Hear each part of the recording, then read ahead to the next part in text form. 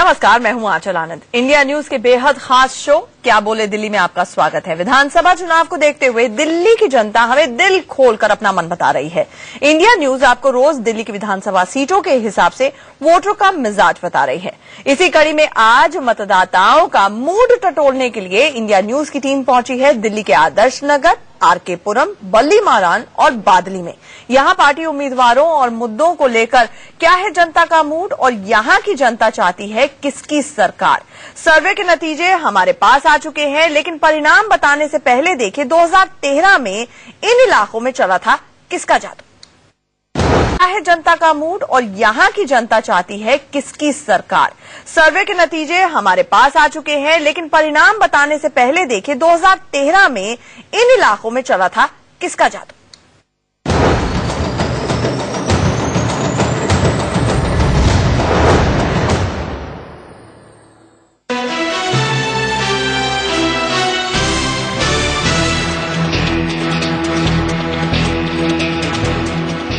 कल हमने आपसे वादा किया था कि हम ठीक इसी वक्त आपको बताएंगे क्या है आदर्श नगर, आरके पुरम, बल्ली मारान और बादली की जनता का मूड। प्रॉक्सी बैलेट कराने की तस्वीरें बता रही हैं कि इन इलाकों में हमारी टीम ने अपनी जिम्मेदारी निभा दी है। बस इंतजार है नतीजों का। लेकिन सर्वे के नतीजों से पहले ये जानना बेहद जरूरी है कि 2013 के चुनाव में आदर्श नगर, आरके पुरम, बल्ली मारान और बादली में चला था किसका जादू।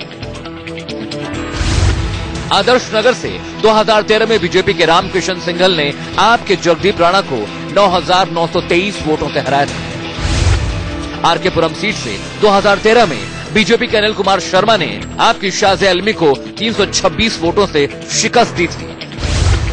2013 के चुनाव में बल्ली मारान की सीट पर कांग्रेस के हारून यूसुफ ने बीजेपी के मोतीलाल सोढ़ी को 8,093 वोटों से मात दी थी। जबकि बादली सीट पर 2013 में कांग्रेस के देवेंद्र यादव ने बीजेपी के विजय कुमार भगत को 23,109 वोटों से हराया था। इस बार क्या है आदर्श नगर, आरके पुरम, बल्ली मारान और बादली की जनता का मूड। नतीजा देखिए बस थोड़ी देर में। Bureau report, India news. चलिए, इन 4 कॉन्स्टिट्यूएंसीज में हमने प्रॉक्सी बैलेट करवाया है और इसके नतीजे क्या हैं। सबसे पहला सवाल यही था कि दिल्ली के चुनाव में सबसे बड़ा मुद्दा क्या है। तो आदर्श नगर में क्या कुछ कहा लोगों ने, उनको क्या बड़ा मुद्दा लगा वो देखते हैं। देखिए, 45% लोगों का कहना था कि भ्रष्टाचार सबसे बड़ा मुद्दा है। आपको बता दें कि बिजली 9%, पानी 2%, सुरक्षा 16%, महंगाई भी एक बड़ा मुद्दा है लेकिन 28%। यहां के लोगों का मानना है कि भ्रष्टाचार, 45% लोगों का कहना है कि भ्रष्टाचार सबसे बड़ा मुद्दा है, जबकि यहां पर पिछली बारी बीजेपी का कैंडिडेट था वो जीता था। अब हम बात करते हैं दूसरी कॉन्स्टिट्यूएंसी, हम बात करते हैं आरके पुरम की। ये आदर्श नगर का आप ग्राफिक देख पा रहे हैं, जहां पर हम बता रहे हैं सिलसिलेवार ढंग से कि बिजली, पानी, सुरक्षा, महंगाई आखिरकार यहां के लोगों के लिए सबसे बड़ा मुद्दा क्या है। अब बात करते हैं आरके पुरम की। आरके पुरम में सबसे बड़ा मुद्दा आप देख सकते हैं महंगाई का मुद्दा है। यहां पर भ्रष्टाचार बड़ा मुद्दा नहीं है, बल्कि आधे लोगों ने, 21% लोगों ने ही करीब करीब मान के देखा जाए तो उनके लिए भ्रष्टाचार मुद्दा है। आरके पुरम में महंगाई बहुत ज्यादा बड़ा मुद्दा है। एक पॉश लोकेलिटी मानी जाती है, बहुत सारे गवर्नमेंट सरकारी ऑफिसर्स के घर हैं यहां पर। सुरक्षा 18% लोगों के लिए बड़ा मुद्दा है, 9% लोगों के लिए बिजली बड़ा मुद्दा है और पानी 8% लोगों के लिए बड़ा मुद्दा है। अब बात करते हैं बल्ली मारान की। यहां पर जब हमने लोगों से पूछा कि इधर के लोगों के लिए सबसे बड़ा मुद्दा क्या है, तो उनका कहना था, 59% लोगों का मानना था कि महंगाई इस इलाके में सबसे बड़ा मुद्दा है। भ्रष्टाचार सिर्फ 26% लोगों को बड़ा मुद्दा लगा, यानी यहां पर भी महंगाई ज्यादा बड़ा मुद्दा है। बिजली 8%, पानी 3% और सुरक्षा 4% लोगों को ज्यादा बड़ा मुद्दा लगा। बात करते हैं बादली की। यहां पर लोगों को सबसे बड़ा मुद्दा क्या लगा, तो आप देख सकते हैं कि 49% लोगों को भ्रष्टाचार सबसे बड़ा मुद्दा लगा, महंगाई 21% लोगों को बड़ा मुद्दा लगा, सुरक्षा 9% को, बिजली 18% को और पानी 3% को। यानी कि अगर कुल मिलाकर देखा जाए तो एक कंपटीशन है महंगाई और भ्रष्टाचार में, क्योंकि 2 कॉन्स्टिट्यूएंसीज में हमारे पास चाहे वो बलीमारन हो, चाहे वो आरके पुरम हो। महंगाई ज्यादा बड़ा मुद्दा है, भ्रष्टाचार आदर्श नगर में ज्यादा बड़ा मुद्दा है और साथ ही साथ बादली में बड़ा मुद्दा है। अनुज गुप्ता जी, क्या ये अपने आप में कहीं से इंडिकेटर है? 50-50 मामला चल रहा है। आधे लोगों को भ्रष्टाचार बड़ा मुद्दा लगता है, आप जैसे ही इलाका बदले तो लोगों को महंगाई ज्यादा बड़ा मुद्दा लगने लगता है। जी बिल्कुल, लेकिन दोनों को जोड़कर देखें तो 70% से अधिक लोग सभी इलाकों में, पूरी दिल्ली में पिछले 2 दिन में भी हमने देखा है, महंगाई और भ्रष्टाचार पिछले साल 1.5 साल से ये सबसे बड़ा मुद्दा बना रहा और अभी भी बना हुआ है। ये जो डिस्टिंक्शन आपको दिख रहा है वो देखिए, आरके पुरम सरकारी कॉलोनी है, वहां सरकारी कर्मचारी अधिक रहते हैं, उनको वो भ्रष्टाचार से काफी हद तक निजात पाए हुए हैं, क्योंकि उनको वैसे काम नहीं पड़ने जहां पे उनको उस तरह की तकलीफ होने वाली है। भाई भतीजावाद से काम हो जाता है। जी हाँ बिल्कुल, वो सब क्योंकि सरकार के अंदर के लोग हैं, अपना काम तो निकाल लेते हैं। और कल जैसे मटिया महल सीट आई थी उसमें भी बात आई थी, और आज बल्ली मारान में भी दिख रहे हैं। पुरानी दिल्ली की जो मुस्लिम डोमिनेंस वाली सीटें जो हैं वहां पर भ्रष्टाचार वो एक कम मुद्दा इसलिए है कि कॉम्पैक्ट सिटी है, कॉम्पैक्ट कॉन्स्टिट्यूएंसी है, और यदि कोई ज्यादा परेशानी हो तो वहां लोग अपना लड़ाई झगड़ा करके भी काम निकाल लेते हैं, इसलिए भ्रष्टाचार कर पाना वहां थोड़ा सा कठिन काम हो जाता है। लेकिन महंगाई, क्योंकि उन दोनों ही क्षेत्रों में जो वर्ग रहता है उसको थोड़ी सी भी महंगाई अधिक परेशान करती है, और वो सबसे बड़ा टैक्स, वो भ्रष्टाचार से भी बड़ा टैक्स उनके लिए हो जाता है, इसलिए हमें ये डिस्टिंक्शन यहाँ दिख रहा है। अच्छा, रासबिहारी जी, बहुत शॉर्ट में ये जानना चाहेंगे, महंगाई और भ्रष्टाचार, क्योंकि भ्रष्टाचार के लिए अभी तक मैस्कॉट बने अरविंद केजरीवाल घूम रहे थे, जैसे ही इलाका बदलता है तो महंगाई वहां पर ज्यादा बड़ा मुद्दा। आपको लगता है कि इन 4 कॉन्स्टिट्यूएंसीज का अगर एनालिसिस किया जाए तो इन मुद्दों के आधार पर किसको ज्यादा आपको लगता है फायदा मिलेगा? मुझे लगता है कि भ्रष्टाचार और महंगाई दोनों ही बड़े मुद्दे रहेंगे। ये सीट की अलग बात है कहाँ, लेकिन मुझे लगता है क्योंकि भ्रष्टाचार को तीनों पार्टियां मुद्दा बना रही हैं, कांग्रेस भी, बीजेपी और आमतौर पर कांग्रेस भी अब भ्रष्टाचार के खिलाफ बात करने लगी है। तो इसका मतलब मान के चलना चाहिए हमको कि भ्रष्टाचार दिल्ली में एक बड़ा मुख्य मुद्दा बनेगा। दूसरा, रही फायदा होने की बात में, तो मुझे लग रहा है कि अभी जब तक भाजपा की टिकटें ना घोषित हो जाएं, क्योंकि तब तक ये कह पाना मुश्किल है। जैसे अभी मान लीजिए आपने जो सर्वे कराया, वैसे मान लीजिए आदर्श नगर आपने सर्वे कराया, तो वहां पे जो बीजेपी के सिटिंग एमएलए हैं उनको और जो दूसरे यहाँ हैं उनको मिला के सर्वे कराया होगा। अगर बीजेपी वहां पर कैंडिडेट बदल देती कोई अच्छा कैंडिडेट ले आती है तो हो सकता है कि हवा और दूसरी हो जाए। इसी तरह से बल्ली मारान की बात है कि बल्ली मारान में पिछली बार मोतीलाल सोढ़ी वो लड़े थे, 2 बार हार चुके हैं लगातार।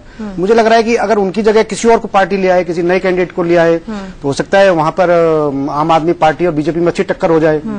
जो कांग्रेस पिछली बार वहां पहले नंबर पर रही थी, हो सकता है कांग्रेस और बीजेपी में टक्कर हो जाए, आम आदमी पार्टी 3 नंबर पर रह जाए। आपको लगता है कि कैंडिडेटर्स के अनाउंसमेंट के बाद हो सकता है कि जब फाइट होगी तो ये मुद्दे पीछे हो जाएं, सेकेंडरी हो जाएं और फिर पार्टी या लहर के ऊपर वोट डलने शुरू? नहीं, निश्चित रूप से ये बहुत असर पड़ेगा, और मुझे लग रहा है कि जिस तरह से किरण बेदी आज पार्टी में शामिल हुई हैं, ये ठीक है कि पार्टी को लग रहा है कि वो किरण बेदी के आने से बहुत अच्छी मजबूत स्थिति में वो चली जाएगी। लेकिन मैं पिछली कई बार से देख रहा हूं कि बीजेपी ने जब भी अपना कैंडिडेट घोषित किया है, क्योंकि एक तो बीजेपी अपना कैंडिडेट घोषित नहीं कर रही है, लेकिन किरण बेदी को शामिल करके, और खुद किरण बेदी भी ये शामिल जिस तरह से आ रही हैं, जिस तरह से संदेश दे रही हैं कि मैं काम करना जानती हूँ, काम कराना जानती हूँ, इसका मतलब है कि एक तरह से अघोषित चेहरा बीजेपी की तरफ से वो होने वाली है। उसको लेकर निश्चित रूप से बीजेपी के नेताओं में बड़ी बेचैनी है, क्योंकि जो इतने साल से काम कर रहे हैं, जो रोज दिन काम कर रहे हैं, रोज जो धरने प्रदर्शन में देते हैं, रोज जो पार्टी के लिए चंदा इकट्ठा ईरानी का चला था, वो भी बाहर से ही पैराड्रॉप होके ही आती। चलिए हम दूसरे सवाल का अब रुख कर लेते हैं कि दिल्ली चुनाव में आप किस आधार पर वोट देंगे? हमने ये सवाल जब जनता से पूछा इन 4 कॉन्स्टिट्यूएंसीज में, तो सबसे पहले आदर्श नगर का रुख करते हैं कि वहां पर प्रॉक्सी बैलेट के जरिए लोगों ने क्या कुछ कहा। आपको ग्राफिक्स के जरिए बताते हैं कि यहां पर किस आधार पर, क्या बेसिस है, जिस तरह से अभी रासबिहारी जी भी बोल रहे थे, पार्टी सबसे बड़ा आधार है। 60% लोगों ने यहां पर कहा कि कौन सी पार्टी को वोट देना है, और ये वो कॉन्स्टिट्यूएंसी है जहां पर बीजेपी पिछली बार विजयी रही थी, रामकिशन सिंघल जीते थे यहां पर 2013 में। तो एक ये क्या इस बाबत एक डायरेक्शन है, इस बाबत एक इशारा है, अपने आप में इस पर आएंगे हम, लेकिन उम्मीदवार 25% लोगों का कहना था कि उसके आधार पर वोट देंगे। मुद्दा 14% और जाति धर्म 1%, यानी कि मुद्दा देखिए तीसरे नंबर पर आदर्श नगर में लुढ़क गया है। आरके पुरम की बात करें तो यहां पर उम्मीदवार और पार्टी के बीच में आप देख सकते हैं नेक टू नेक मामला चल रहा है। 45% जनता का कहना है कि वो पार्टी देख के वोट देंगे, 40% लोगों का कहना है कि उम्मीदवार देख के वोट देंगे। यहां पर भी तीसरे पायदान पर, तीसरे नंबर पर मुद्दा है, यहां पर भी वो सेकेंडरी टर्शरी इशू हो गया है कि किस आधार पे, क्या वो आधार मुद्दे होंगे जैसे महंगाई, भ्रष्टाचार, वो 13% लोगों को कहना था। यहां पर जाति धर्म के आधार पर वोट देने वाले 2% लोग होंगे। बात बल्ली मारान की करते हैं हम लोग। बल्ली मारान में सबसे बड़ी बात जो लोगों ने कही है, 57% लोगों ने कहा उम्मीदवार कौन होगा उसके आधार पर वोट देंगे।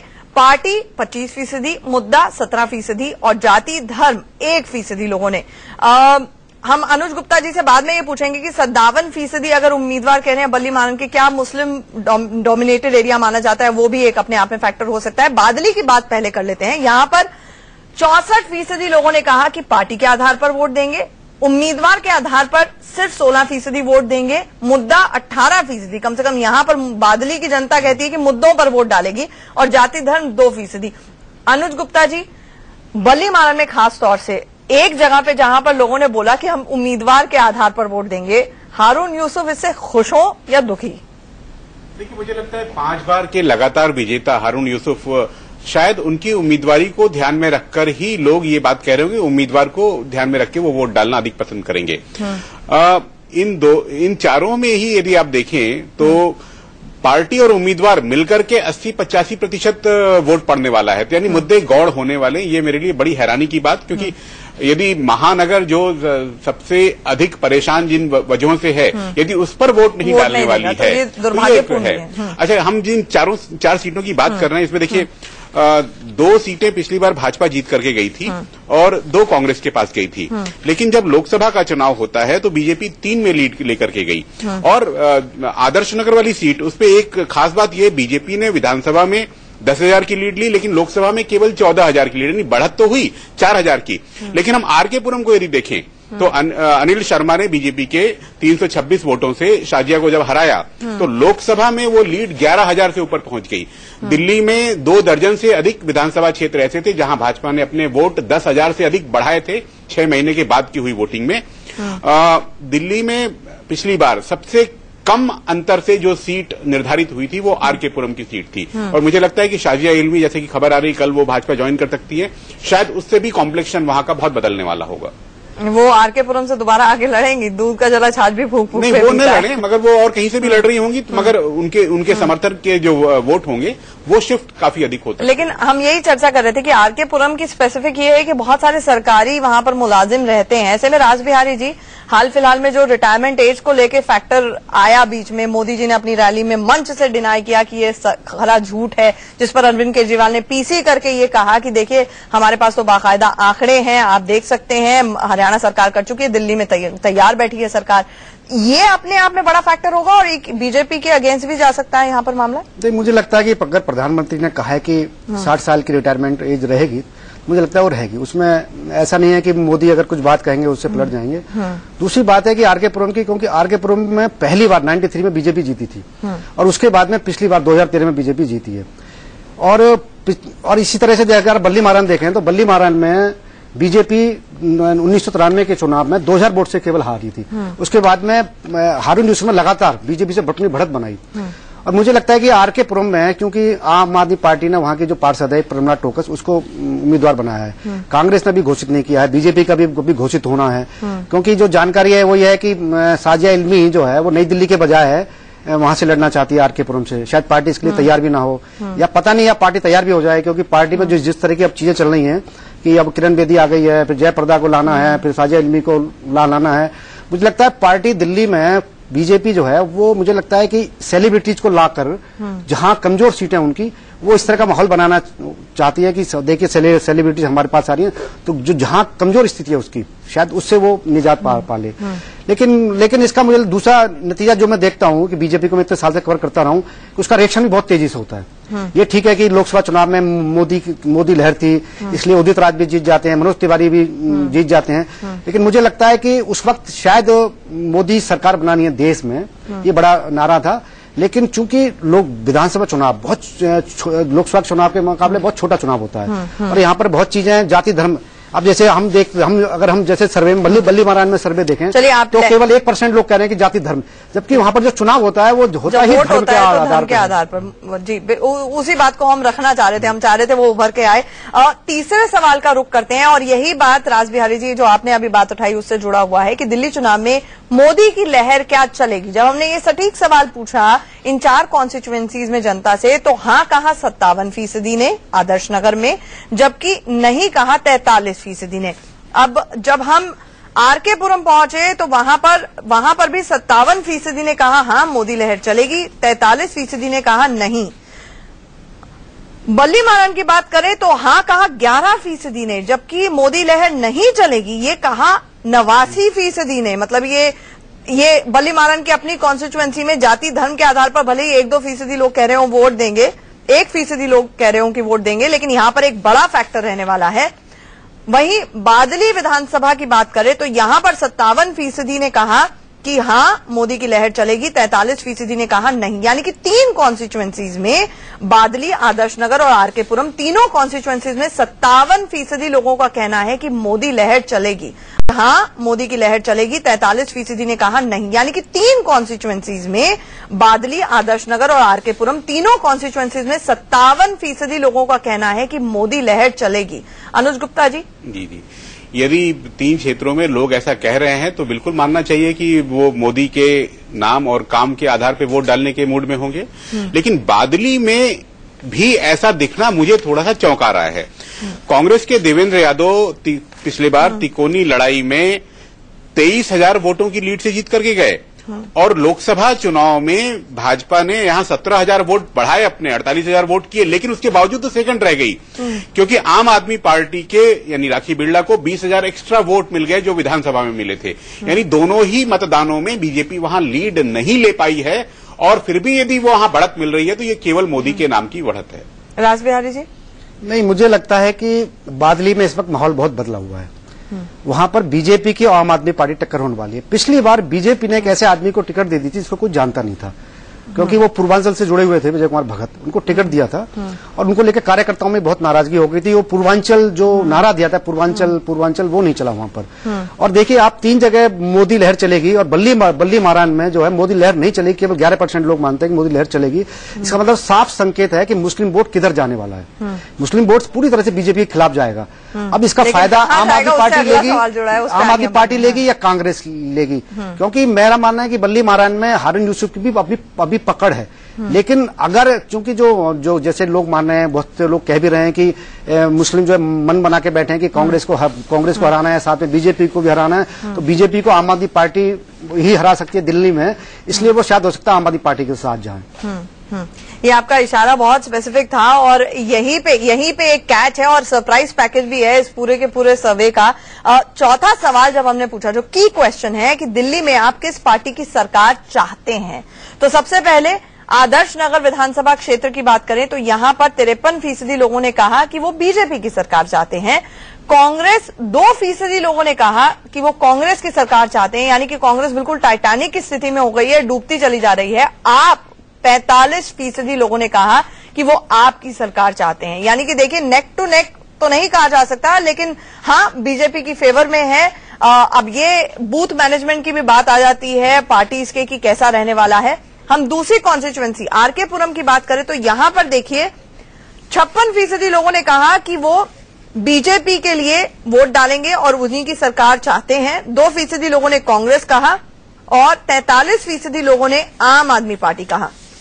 बल्ली मारान की बात करें तो यहां पर बीजेपी सिर्फ और सिर्फ 8% लोगों ने कहा कि बीजेपी की सरकार चाहते हैं। कांग्रेस की सरकार सिर्फ 12% लोग चाहते हैं, लेकिन 80% लोग यहां पर आम आदमी पार्टी की सरकार चाहते हैं। यानी कि जो आप बात कह रहे थे राज बिहारी जी की मुस्लिम वोट किधर को जाने वाला है, तो वो आम आदमी पार्टी की तरफ टिल्ट होते हुए नजर आ रहा है। हारून यूसुफ जी परेशान हो रहे होंगे इस सर्वे से।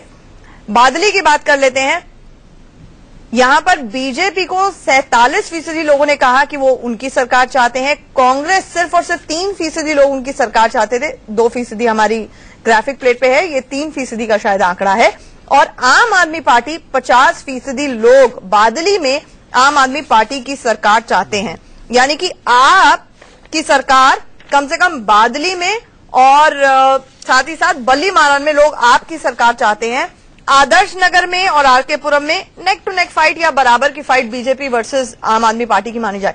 अनुज गुप्ता जी, सबसे बड़ी बात, बल्ली मारन में लगातार इतनी बार जीतने के बाद हारून यूसुफ जी इस सर्वे से खासे परेशान हो रहे हो। बिल्कुल परेशान होना ही होगा। और केवल हारून यूसुफ को मैं तो कहूंगा, जो आपने कहा कि मुस्लिम समाज इस बार आम आदमी पार्टी की ओर झुकेगा, ऐसा एक आम आकलन है। पिछले 5 चुनाव में दिल्ली के अंदर मुस्लिम उम्मीदवार केवल 5 विधानसभा क्षेत्रों से जीत रहे हैं। पिछले बार भी वैसे ही हुआ। उन 5 में से 4 कांग्रेस के विधायक थे, जो 8 हैं उनमें से आधे, और एक जो जनता दल यू के थे वो भी कांग्रेस में शामिल हो गए। तो यदि 5 जीते हुए विधायक जो पिछले बार के हैं कांग्रेस टिकट पर मैदान में उतर रहे हों, उनमें से एक की सीट का हम आज हश्र देख रहे हैं, यदि ये वास्तव में वोटों में तब्दील होने वाला हो इसी तरीके से, तो फिर कांग्रेस तो शायद 5 के नीचे पहुंच जाएगी दिल्ली के अंदर। क्या वो आजकल प्रेस कॉन्फ्रेंसेस से और बाइट से भी बच रहे हैं, क्योंकि उनको एक एंटी हिंदू इमेज नहीं चाहिए। ये एंटनी कमेटी का रिपोर्ट का भी असर हो सकता है। और कांग्रेस की स्थिति फिर राज बिहारी जी ये मानी जाए कि ना खुदा मिलाना मिसाले सनम, ना इधर के रहे ना उधर के रहे। देखिए, आपके जो सर्वे है खासतौर पर बादली और बल्ली मारान के, वो ये दिखा रहे हैं कि दोनों जगह पिछली बार कांग्रेस जीती थी और इस बार कांग्रेस 2-3% पे वो आ रही है। तो मुझे लगता है कि कांग्रेस जो है 2 या 3 सीट जीत जाए दिल्ली में, उसके लिए बहुत बड़ी बात होगी। क्योंकि देखिए, आम आदमी पार्टी का ग्राफ बढ़ा है उन जगह पर जहां पर कांग्रेस का जनाधार रहा है। बीजेपी का अपना जनाधार जिन सीटों पर रहा है वहां भी थोड़ी सी वो कमी आई है उसमें। ये हो सकता है कि कैंडिडेट होने के बाद में और मोदी के प्रचार के बाद में या पार्टी की रणनीति के बाद में, क्योंकि जैसे अमित शाह कह रहे हैं कि ये चुनाव मुझे जीतना है, हर हालत में जीतना है, मैं इसके लिए अपनी रणनीति बनाऊंगा। दिल्ली के कार्यकर्ता काम करें चाहे ना करें, मेरे पास कार्यकर्ताओं की कमी नहीं है, मैं चुनाव लाऊंगा। लेकिन कम से कम जो आपके जो सर्वे है ये तो साबित कर रहे हैं कि बल्ली मारान बादली में जहां कांग्रेस थी, सारा वोट जो है वो आम आदमी पार्टी तरफ जा रहा है, बल्कि पूरा वोट कांग्रेस का पूरा वोट आम आदमी पार्टी तरफ जाता हुआ दिखाई दे रहा है। इसकी एक बड़ी वजह ये हो सकती है कि हमने अभी हाल फिलहाल में, जब तक अजय माकन को ऑफिशियली कमान नहीं सौंपी गई थी चुनाव प्रचार की, तब तक कोई ऐसा चेहरा, हमें तो कोई एग्रेसिव बाइट देने वाला, मीडिया में आने वाला, प्रचार करने वाला तक नहीं दिखता था। और उस पर अरविंद केजरीवाल ने बाजी मार ली, ये कहते कि कांग्रेस को वोट डालना तो मतलब कुएं में वोट डालने के बराबर है, और फाइट पूरी तरह बीजेपी आपकी कर दी। अनुज गुप्ता जी। जी हाँ, बिल्कुल। उन्होंने पूरी कोशिश की है कि लोकसभा चुनाव की तरह और शायद उससे भी अधिक शार्प वोटिंग आम आदमी पार्टी और बीजेपी के बीच में हो, यानी कांग्रेस के वोट अपनी ओर खींचना चाह रहे हैं ताकि जो गैप उनके और भाजपा के बीच है उसको थोड़ा कम कर सकें। यदि वो अपने मकसद में कामयाब होते तो शायद वैसा होता, लेकिन कांग्रेस ने जब अजय माकन को जब सामने किया है तो मुझे लगता है शायद उस प्रक्रिया में कुछ रुकावट जरूर पैदा होगी और वो शायद भाजपा का लाभ हो। राज बिहारी जी, देखिए, जब हम लहर की बात करते हैं ना कि मोदी लहर, जैसे लोकसभा चुनाव मोदी लहर चली तो 1 लाख से 1.5 लाख से 2.5 लाख से कैंडिडेट जीतता है। और जब ये लगता है कि दिल्ली में अब मोदी लहर भी है और आम आदमी पार्टी का भी लहर है, हम ऐसा नहीं कर सकते, आम आदमी पार्टी को पूरी तरह नकार नहीं सकते हम। आम आदमी पार्टी दिल्ली में एक ताकत बन चुकी है। अगर कांग्रेस अपना थोड़ा बहुत भी असर बनाए रखती है तो वो अगर वो असर डालेगी तो आम आदमी पार्टी पर असर वो डालेगी। मान लीजिए कहीं पर 2-2.5 हजार के बीच में वोटों के अंतर से हार जीत होनी है और मैं कांग्रेस पार्टी अगर 4-5 हजार वोट ले जाती है तो निश्चित रूप से बीजेपी का फायदा इसमें वो होगा। क्योंकि कांग्रेस, और ये बात सही कह रहे हैं अनुज जी, कि अजय माकन के आने के बाद से जो कांग्रेस में एक तरह से एकदम हताशा फैली हुई थी वो कुछ हद तक दूर हुई है। क्योंकि जहां पर कुछ लोग बहुत लेट हुई, बहुत ज्यादा लेट लगती बहुत थी लेट कांग्रेस की है, तरफ लेकिन से। बहुत लेट है। लेकिन अगर कांग्रेस वाले 10-15 सीटों पर बीएसपी जैसा खेल, जैसे बीएसपी पहले खेल करती रही है कि जहां जहां बीएसपी मजबूत होती है वहां पर बीजेपी जीत जाती है, अगर कांग्रेस बीएसपी जैसी भी अपना रोल अगर निभा पाती है तो वो बीजेपी को फायदा होगा। मुझे लगता है वोटर जो है ना वो बड़ा सियाना है, वो वोट के समय उसकी पहली वाली रात को तय कर लेगा कि यदि उसका वोट खराब होने वाला है तो फिर एक तरफ खड़ा हो जाएगा। मुझे लगता है कि लेकिन मुझे लगता है ये धर्म स्पेसिफिक थोड़ा और कम्युनिटी स्पेसिफिक हो जाता है, क्योंकि मुद्दों की जहां तक बात की है ये अपने आप में बड़ी दिक्कत वाली बात है कि मुद्दे जो हैं वो सिर्फ तीसरे पायदान पर हैं। आखिरकार लोग जो हैं वो पार्टी और उम्मीदवार पर इन 4 कॉन्स्टिट्यूएंसीज में कम से कम वोट देते हुए नजर आ रहे हैं। लेकिन हम आपको ये बता दें चलते चलते, आप दोनों हमारे साथ जुड़े, आपका बहुत बहुत शुक्रिया अनुज जी और राज बिहारी जी। हम आपको ये बता दें कि कल हम कौन सी 4 कॉन्स्टिट्यूएंसीज में जाएंगे, बवाना, चांदनी चौक, रोहिणी और सुल्तानपुर माजरा। इन कॉन्स्टिट्यूएंसीज का हाल, इन विधानसभा क्षेत्रों का हाल आप तक पहुंचाएंगे और यहां पर जनता ने क्या कुछ कहा वो भी आपको बताएंगे। फिलहाल इतना ही, बने रहिए हमारे साथ, खबरों का सिलसिला